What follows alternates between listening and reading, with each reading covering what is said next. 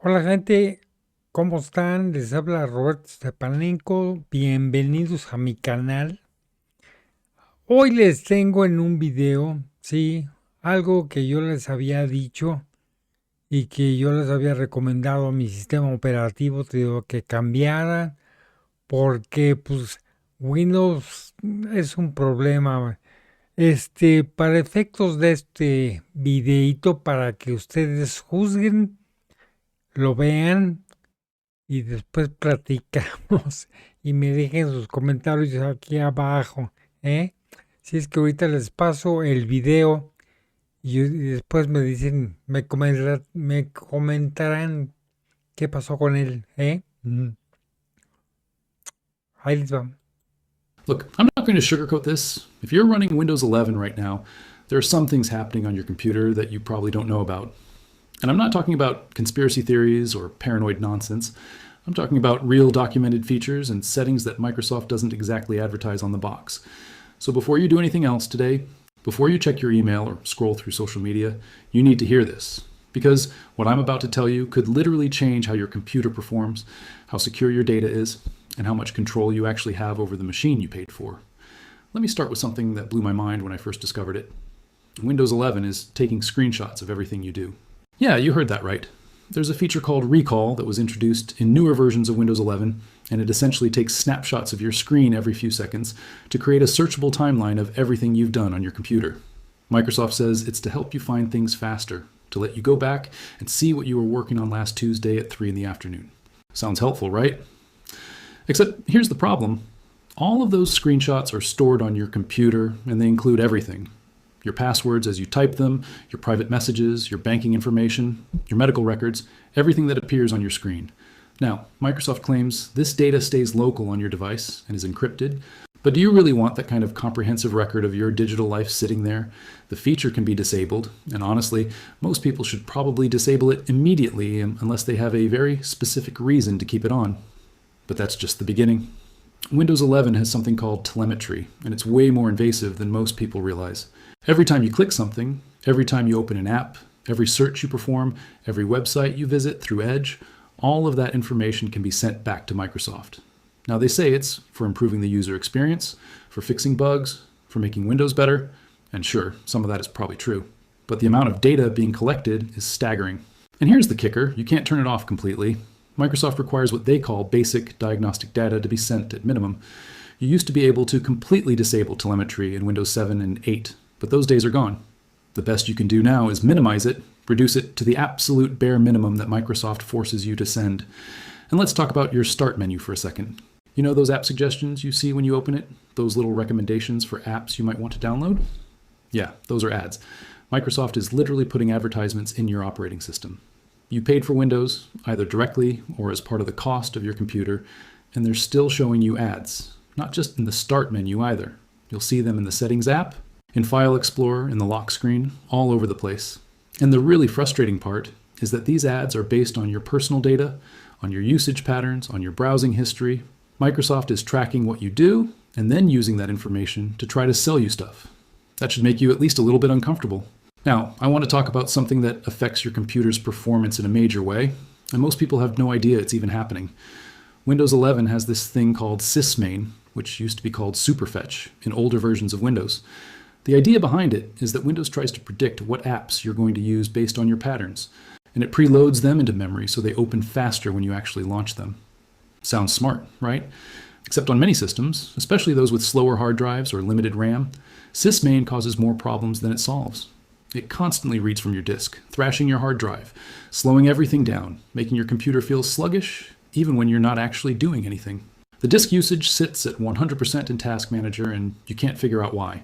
There's a decent chance it's sysmain doing its thing. And here's the thing, you can disable it. You can turn it off completely and see if your computer runs better without it.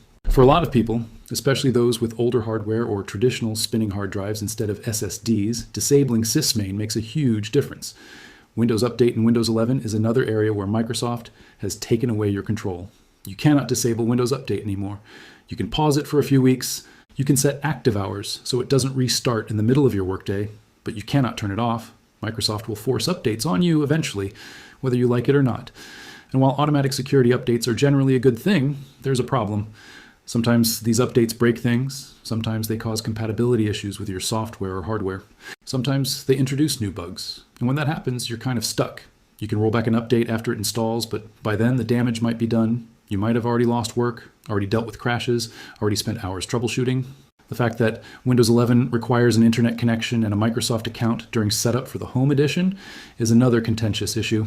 Microsoft really wants you tied to their ecosystem. They want your email, your data, your identity linked to their services.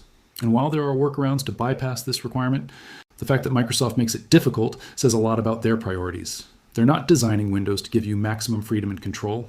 They're designing it to lock you into their services, to collect your data, to keep you in their walled garden.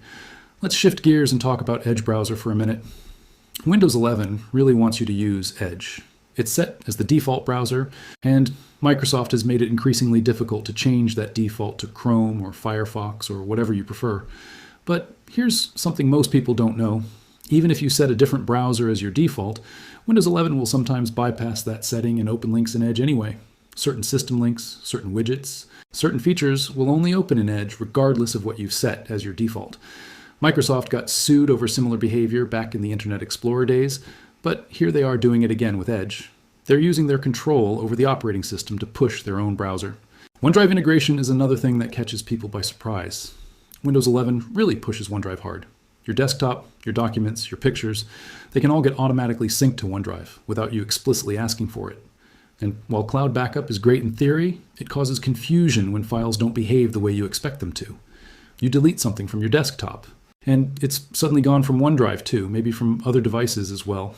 You run out of OneDrive storage space, and suddenly you can't save files to your own desktop. It's your computer, your hard drive, but Microsoft is treating it like an extension of their cloud service. And if you want to opt out, you have to go digging through settings to unlink OneDrive and stop the syncing. Here's something that should concern anyone who cares about privacy. Windows 11 has a feature called Activity History that tracks everything you do across all your devices if you're signed in with a Microsoft account. Every website you visit, every document you open, every app you use, it all gets logged and synced. Microsoft says this is to help you pick up where you left off on different devices, and it does enable some useful features like timeline. But it also means there's a comprehensive record of your digital life stored on Microsoft's servers. If you're not comfortable with that, you need to go into your privacy settings and turn off Activity History. But even then, you can't be completely sure the tracking has stopped. The settings can be confusing, and Microsoft doesn't make it easy to understand exactly what's being collected. The amount of pre-installed software, or bloatware as it's commonly called, in Windows 11 is ridiculous. You get things like Candy Crush Saga, Disney Plus, TikTok, Spotify, and various other apps that you never asked for. These apps take up space, they sometimes run background processes, they clutter your start menu, and they're only there because Microsoft has deals with these companies. You're basically looking at advertisements every time you open your start menu until you manually uninstall all these apps. And some of them will try to reinstall themselves after major Windows updates. It's like playing whack-a-mole with unwanted software on a machine you own. Now let me tell you about something that could be slowing down your internet. Windows 11 has a feature called delivery optimization. And what it does is use your computer as a peer-to-peer server to distribute Windows updates to other computers on the internet. That's right, Microsoft is using your bandwidth, your internet connection that you pay for, to help distribute their updates to other people. And it's enabled by default. So when your internet feels slow, when your download speeds aren't what they should be, there's a chance that Windows is using your connection in the background to upload update files to strangers on the internet. You can disable this, or at least restrict it to only your local network. But Microsoft does not advertise this feature prominently because they know most people would turn it off if they knew about it. The Windows 11 taskbar is another source of frustration for many users. Microsoft removed features that people relied on for years. You can't move the taskbar to the top or sides of your screen anymore, only the bottom. You can't make the icons smaller. You can't right-click on the taskbar to access Task Manager directly anymore. You can't drag and drop files onto taskbar buttons. These might seem like small things, but for people who use these features daily, they're infuriating omissions. And Microsoft has shown no indication that they plan to bring these features back. They made these decisions deliberately, probably to simplify the code or to push a certain vision of how they think you should use Windows, regardless of what users actually want.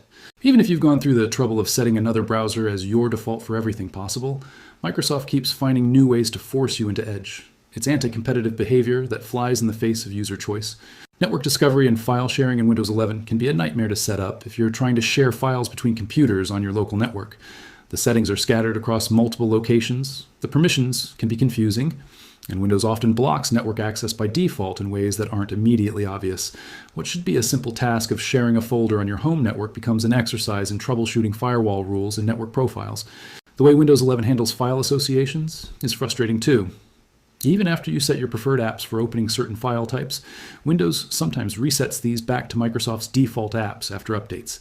PDF files go back to opening in Edge, photos go back to opening in the Photos app, music files go back to opening in Groove Music. You have to keep reconfiguring your preferences over and over again.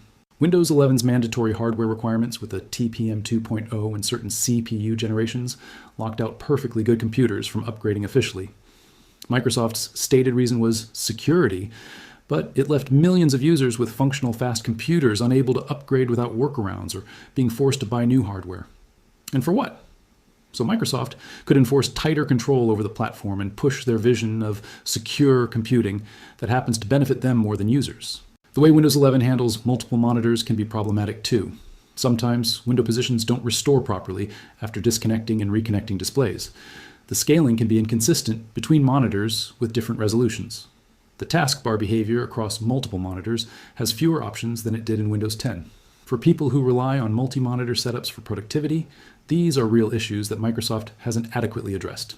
Registry changes and group policy modifications that worked in Windows 10 don't always work in Windows 11. Microsoft has locked down more settings, made others require registry hacks to access, and generally reduced the amount of deep customization possible. Power users, who like to fine-tune every aspect of their system, are finding Windows 11 more restrictive than previous versions. Windows 11's approach to privacy and data collection represents a fundamental shift in Microsoft's philosophy. They're treating Windows less like a product you own and more like a service they provide, which means they feel entitled to collect data about how you use it, show you ads, push their other services, and make decisions about your computing experience based on what benefits them rather than what you prefer. The fact that you can't easily create a truly offline, truly private Windows 11 installation without jumping through hoops tells you everything you need to know about Microsoft's priorities. They want Windows connected, they want your data flowing through their services, they want you signed into a Microsoft account. The idea of a personal computer that's actually personal, that respects your privacy and autonomy, seems increasingly foreign to Microsoft's vision of Windows. Now, I'm not saying Windows 11 is all bad. It has improvements in security, some nice UI refinements, better support for modern hardware, improved touch and pen input, enhanced gaming features with direct storage, better HDR support, and a more consistent design language. For many users, especially those who aren't particularly technical and who don't mind Microsoft's data collection, Windows 11 works fine. It's stable, it's reasonably fast on appropriate hardware, and it does what most people need an operating system to do. But you need to understand what you're signing up for when you use Windows 11. You're not just getting an operating system that runs your programs. You're entering into a relationship with Microsoft where they collect data about you, show you ads, make decisions about your computer without your explicit consent, and reserve the right to change how your operating system works at any time through mandatory updates. This is the new normal for Windows, and it's only going to get more extreme in future versions. So what can you do about all this? Well, you can take the time to go through every privacy setting and disable everything you're not comfortable with. You can uninstall the bloatware. You can use third-party tools to further customize and lock down Windows. You can set up Pi-hole or other network-level blocking to prevent telemetry from leaving your network. You can refuse to use a Microsoft account and stick with a local account. You can avoid Edge and OneDrive and the other services Microsoft pushes. You can be proactive about maintaining your privacy and control. Or, and I know this is a more extreme option, you can consider whether Windows 11 is really the best choice for you. Linux has come a long way and can handle most everyday computing tasks just fine now. Mac OS is an option if you're willing to invest in Apple hardware. There are alternatives out there if you're fed up with where Microsoft is taking Windows. I'm not saying everyone should abandon Windows, but it's worth considering whether the trade-offs are acceptable to you personally. The bottom line is this: Windows 11 is Microsoft's operating system, and they're running it according to their interests, not necessarily yours. They've made it clear through their design decisions that they prioritize data collection, service integration, and user lock-in over privacy, user control, and respecting the principle that you should have sovereignty over the computer you purchased. Understanding this, being aware of what's happening on your system, and making informed choices about what you're willing to accept is crucial. Don't just accept the defaults. Don't just click through setup without reading what you're agreeing to. Don't just assume that because Windows has always been a certain way that it will continue to be that way. Microsoft is changing Windows into something different, something that's more service than product, more platform than tool. Let me tell you about some specific things you should do right now if you're committed to staying on Windows 11 but want to regain some control. First, immediately go into your privacy settings and go through every single category. Location, camera, microphone, voice activation, notifications, account info, contacts, calendar, phone calls, call history, email, tasks, messaging, radios, other devices, background apps, app diagnostics, automatic file downloads, documents, pictures, videos, file system, screenshot borders. Every single one of these is a permission that apps can request, and you should review what has access to what. Most apps don't need half the permissions they ask for. In your general privacy settings, turn off everything unless you specifically understand why you want it on. Let apps use advertising ID? No. Let websites show me locally relevant content by accessing my language list? No. Let Windows improve start and search results by tracking app launches? No. Show me suggested content in the Settings app? Absolutely not. These are all just ways for Microsoft and app developers to track you and show you targeted content. Your diagnostic data settings are crucial. Go to Diagnostic and Feedback and make sure you're only sending required diagnostic data, not optional. Optional diagnostic data can include the websites you visit, how you use apps and features, and even the files you open. That's an insane amount of information to be sending to Microsoft. And even required diagnostic data includes information about your device, its settings, capabilities, and performance. You can't turn it off completely, but you can minimize it. Also, turn off tailored experiences. Microsoft uses your diagnostic data to give you personalized tips, ads, and recommendations, and there's no good reason to allow that. Delete your diagnostic data if you want a fresh start. There's an option to delete diagnostic data that Microsoft has already collected about your device. It doesn't delete everything, especially data that's been processed or aggregated, but it's better than nothing. Do this periodically if you're concerned about what Microsoft knows about your usage patterns. Turn off activity history completely. This feature sends information about your browsing history and how you use apps and services to Microsoft. Even if you're not syncing across devices, even if you're not using Timeline, activity history might still be collecting data. Go to Privacy and Security, Activity History, and uncheck everything. Clear the history that's already been collected too. Now let's talk about the services running on your system. Windows 11 has dozens of services running in the background, many of which you don't need. Press Windows, key plus R, type services, MSC, and hit enter. You'll see a list of every service Windows runs. Some of these are critical and shouldn't be touched, but others are completely optional. Things like Xbox services if you don't game, tablet PC services if you don't have a touchscreen, print spooler if you don't have a printer, remote desktop services if you never use remote access. You can disable services you don't need by double-clicking them, setting startup type to disabled, and clicking stop. Be careful though, disabling the wrong service can cause problems. Research each service before you disable it. Sysmain is one service that many people benefit from disabling. It preloads programs into memory based on your usage patterns, which sounds helpful but often causes high disk usage on systems with slower storage. If your disk usage is constantly high for no apparent reason, try disabling Sysmain and see if it helps. Some people swear by it, others find their system runs much better without it. Windows Search is another service that can be problematic. It indexes your files so you can find them quickly, but the indexing process itself uses significant resources. If you don't use Windows Search much, or if you're willing to have slower search results in exchange for better system performance, you can disable the Windows Search service entirely. Just be aware that the Start menu search will be much slower without it.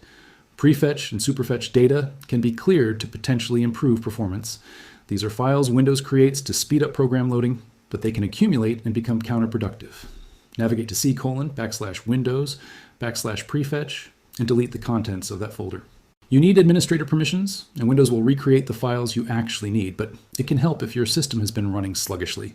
The temp folder is another place where junk accumulates. Windows and various programs create temporary files that are supposed to be deleted automatically, but often aren't. Press Windows key plus R, type %temp%, and hit enter. You'll see your temporary files folder. You can safely delete everything in there, though some files might be locked if they're currently in use by running programs. This can free up gigabytes of space and potentially improve performance. Disk fragmentation isn't as big a deal on modern systems with SSDs, but if you still have a traditional hard drive, defragmenting it can improve performance. Windows 11 is supposed to defragment automatically on a schedule, but you can check by searching for defragment and opening the defragment and optimize drives tool. Make sure it's set to run automatically, or run it manually if it hasn't run recently. Never defragment an SSD though. It doesn't help and can reduce the drive's lifespan. Your page file settings might need adjustment. Windows uses part of your hard drive as virtual memory when your RAM is full. By default, Windows manages this automatically, but on systems with limited RAM, you might get better performance by setting a custom page file size. This is advanced stuff, and you can mess things up if you don't know what you're doing. But if your computer is constantly running out of memory and swapping to disk, it's worth researching how to optimize your page file. Visual effects consume resources. Windows 11 is designed to look pretty with smooth animations, shadows, transparency effects, and more. But all of that requires processing power. If your system is older or less powerful, you can gain performance by reducing visual effects. Search for performance, click Adjust the appearance and performance of Windows, and choose Adjust for best performance. This turns off all visual effects and makes Windows look very plain, but it can make a noticeable difference on slower systems. You can also selectively enable certain effects you really want while disabling others. Fast Startup is a feature that is supposed to make Windows boot faster by hibernating the kernel session instead of fully shutting down. It can help boot times, but it can also cause problems with driver updates, Windows updates, and dual boot configurations. If you're experiencing weird issues after shutting down and restarting, try disabling Fast Startup. Go to Power Options, choose what the power buttons do, change settings that are currently unavailable, and uncheck Turn on Fast Startup. Windows 11 has different power plans that affect performance and battery life. The balanced plan is fine for most users, but if you want maximum performance and don't care about power consumption, you can switch to high performance. Conversely, if you're on battery power and want maximum battery life, Power Saver mode helps. But here's something most people don't know. There's an ultimate performance power plan that's hidden by default. You can enable it through the command prompt with administrator privileges. Whether it actually helps depends on your hardware, but for some users, it makes a difference. Check what's connecting to the internet from your computer. Windows firewall logs can show you every connection attempt, which programs are trying to communicate over the network, and whether anything suspicious is going on. You can use tools like Wireshark to see exactly what data is leaving your computer, though interpreting the results requires some technical knowledge. At the very least, be aware that Windows 11 is constantly communicating with Microsoft servers, downloading updates, sending telemetry, checking licenses, and doing other things in the background. DNS settings matter more than you might think. By default, your DNS requests go through your internet service provider, which means they can see every website you visit. You can change your DNS to use more privacy-focused providers, like Cloudflare's 1.1.1.1 or Google has 8.8.8.8. In Windows 11, you can configure DNS over HTTPS, which encrypts your DNS queries so not even your ISP can see them. Go to Network and Internet Settings, click on your connection properties, and configure DNS settings there. Your webcam and microphone should be covered or disconnected when not in use if you're concerned about privacy. Windows 11 now shows an indicator when your camera or microphone is active, which is helpful, but malware could theoretically bypass this. Physical security is always more reliable than software security. A simple piece of tape over your webcam costs nothing and provides peace of mind. Browser extensions matter as much as Windows settings. If you're concerned about privacy and tracking, use extensions like uBlock Origin to block ads and trackers, Privacy Badger to prevent cross-site tracking, and HTTPS everywhere to force encrypted connections. And Windows 11's privacy settings only control what Windows does, not what happens in your browser, so you need to secure both separately. Email security is another consideration. If you're using the built-in Mail app with a Microsoft account, Microsoft has access to your email content for targeted advertising and other purposes. Using a third-party email client or accessing email through a browser gives you more control, though it's still ultimately dependent on your email provider's privacy policies. File encryption should be considered if you have sensitive data. Windows 11 Pro and higher include BitLocker Drive encryption, which protects your data if your computer is stolen or lost. For most people, this is overkill, but if you work with confidential information, it's worth enabling. Just make absolutely sure you save your recovery key somewhere safe. Because if you forget your password and lose your recovery key, your data is gone forever. Cloud backup is important, but you need to be careful about which service you use and what you're uploading. OneDrive is convenient, but gives Microsoft access to your files. Other services like Dropbox, Google Drive, or end-to-end encrypted options like SpiderOak might be better choices, depending on your privacy priorities. At minimum, make sure you understand the privacy policy of whatever cloud service you're using. Whether Windows 11 is acceptable to you is something only you can decide. But you can't make that decision without understanding what's really going on. And that's why you needed to hear this. That's why this matters. because your computer is one of your most important and personal tools, and you deserve to understand how it really works and who's really in control. Take the time to configure it properly, stay informed about changes Microsoft makes, and don't be afraid to push back against features that don't serve your interests. Your digital privacy and autonomy are worth fighting for. Pues como ven ustedes en este video, pues ya se pueden dar cuenta cómo es Windows. Ya si ustedes quieren permanecer en él, pues ustedes saben. Yo les estoy ofreciendo una alternativa que yo encontré y me pareció fabuloso. Es un sistema que pueden confiar en él, libre, sobre todo gratis, o sea, sin costo, ¿sí? Yo les voy a pasar el video del cual estuve hablando, que me diste referencia para poder cambiar. Observen ustedes esto. Hola, mi gente, les habla Roberto Stepaninco, aquí con un videazo que les quiero hacer para ver lo que uso más que nada. Miren, yo empecé con Windows ya hace unos buenos años, en 1985, para serles más o menos exactos. El año del temblor, el año donde pasaron muchas cosas, el año donde eh, mataron a mi hermano. Él volaba de la Madrid, era piloto privado de la Madrid y volaba también para la Beechcraft. Entonces esa vez lo contrató la Beechcraft para llevar a un director de Pemex, Centeno, me acuerdo, ¿sí? Y fue el avionazo que fue en Poza Rica y ahí pereció mi hermano. Él tenía 29 años, pero en fin, pasó lo que tenía que pasar, pero ya está con Diosito, volando allá con él.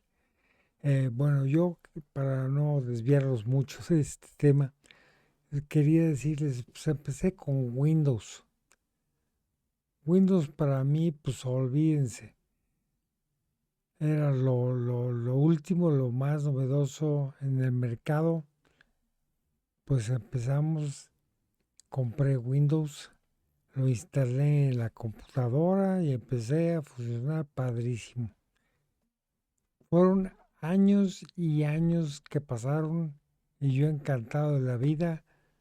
Tenía mi archivo de fotos personales, las fotos de anualmente y cada año de mi hija, en su colegio, su cumpleaños. Olvídense, un chorro de fotos. Eh, Les hablo que tenía porque se perdieron. Ok. Entonces pasaron los años y yo seguía con Windows fascinaba sin ningún problema. Hasta que empezaron a ver la cosa de los mugrosos virus. Entonces empecé a perder archivos, se metían virus y me decían peripecia y media, olvídase. No estaba yo a gusto. Tenía yo cualquier problema y olvídense, perdía folletos, perdía fotografías, perdía de todo. Todo por el mugroso Windows que se estaba reinstalando o que se estaba eh, actualizando. Y olvídense, un problema enorme. Nunca me entendió con Windows. Bueno, para no hacerles el cuento más caro. Hasta que, pues buscando una alternativa en internet, encontré pues, un sistema operativo llamado Linux. Dije, pues bueno, pues vamos a ver. Ok, pues empecé a profundizar mi investigación, me metí a Windows, me metí a Linux y empecé investigar, a comerme todo. Bueno, pues empecé yo pues, a ver los distros famosos de varias distros que tiene Linux. Es una enormidad. Son 4.400 y cacho de distros. Padrísimos. Y todos vienen con 300 programas integrados ya dentro del programa. ¿Sí? Aparte, una cosa que me encantó en principio es que es completamente fuera sin costo alguno, gratis. Pues yo encantado de la vida lo bajé y lo instalé en la computadora, ¿sí? Entonces empecé yo pues a bajar distros a diestra y siniestra vez para pues empezar a jugar con ellos, conocerlos, quitarles, ponerles, hacerles, olvídense de todo, para conocer. Hasta que me topé con un sistema operativo que me encantó. Y es el Debian 12, Bookworm. Esta es una fregonería, olvídense, padrísimo. Ya les digo esto porque ya mi experiencia son 5 años manejando el Linux, ¿sí? El Debian 12. Ahorita ya soy una chucha cuerera, como dirían. O sea, ya me lo manejo a diestra y siniestra, sin ningún problema. Bueno, un comentario. Con Windows tuve 20.000 problemas. Se me metieron virus, perdí todo. Olvídense, desagusto. Bueno, aparte de que Windows era carísimo, la licencia costó yo creo que como 10, 15.000 pesos. Después, pues todo el software que se le metió, todos los programas y todo, pues eran costos, olvídense, de vedette. Total, una fortuna. Y una fortuna que me costó. Y la computadora igual, creo que me costó todo el lingote como 35.000 pesos el maldito, la maldita computadora, más el programa, más todo lo demás. Ok. Y Linux, sin embargo, es un open source. Es completamente gratis. Sin costo alguno. Entonces imagínense. Estoy ya después de 5 años fascinado con Linux. No he tenido un solo virus. No he tenido un problema para nada. Al contrario, estoy feliz. ¿Por qué? Porque cualquier cosa que yo quiero hacer, Linux se me adelanta. Que yo quiero hacer una compresión de un archivo o quiero cambiar de tamaño de una imagen o cualquier cosa, luego se me adelanta el Linux y me mete el programa que debo utilizar para poder trabajar en ello. Eso con todo. Cuestión de comunicaciones, cuestión de software, cuestión de trabajo, de Office, cualquier cosa. Es un programa, un OS, la verdad, confiable. La verdad, está padrísimo. Y además que tiene ya integrado dentro del OS del sistema operativo, son como 300 programas de todas clases habidos y por haber, de todas categorías. Entonces nada más agarras, buscas, buscas el programa y lo instalas. Ahí está, nada más lo abres y te pones a trabajar. O te metes a Discovery para buscar el programa que tú andas buscando en internet, cualquiera. Obviamente en todos los, los archivos de lo que es Debian, sí, serían los repositores, que es donde encuentras todos los programas. Entonces ahí ya con Discovery buscan el programa que necesitas, lo bajas y adelante. Entonces, como les decía yo, ya después de 5 años, estoy encantado. No he tenido un solo problema ¿sí? La única inversión que yo hice fueron 5,700 pesos únicamente lo que es la computadora y el mouse que me compré, que quería, inalámbrico y demás. Nada más. Con Windows me gasté una fortuna. Sin embargo, con Linux estoy fascinado. Me he ahorrado, olvídense, pues prácticamente lo mismo que Windows al cuádruple ya con los programas que tengo yo aquí en Windows, en Linux, perdón. ¿eh? Entonces estoy fascinado. Yo se los recomiendo de todo corazón. Si es que, ¿qué esperan? Cámbiense ya. Digo, con Windows, no sé si ustedes, yo creo que sí, igual habrán gastado una fortuna y tienen invertido muchas cosas en el computadora. No pierden nada. Cámbiense. Realmente vale la pena. Yo se los recomiendo. Robert Stepanenko, les recomiendo que lo utilicen. Ahora, si les interesó mucho, les gustó el comentario, déjenme un like aquí abajo, ¿sí? Y déjenme sus comentarios. Si llegan a cambiar, simplemente pruébenlo y vuelvan acá conmigo y déjenme un comentario aquí abajo y déjenme ver la diferencia que tuvieron ustedes. ¿Ok?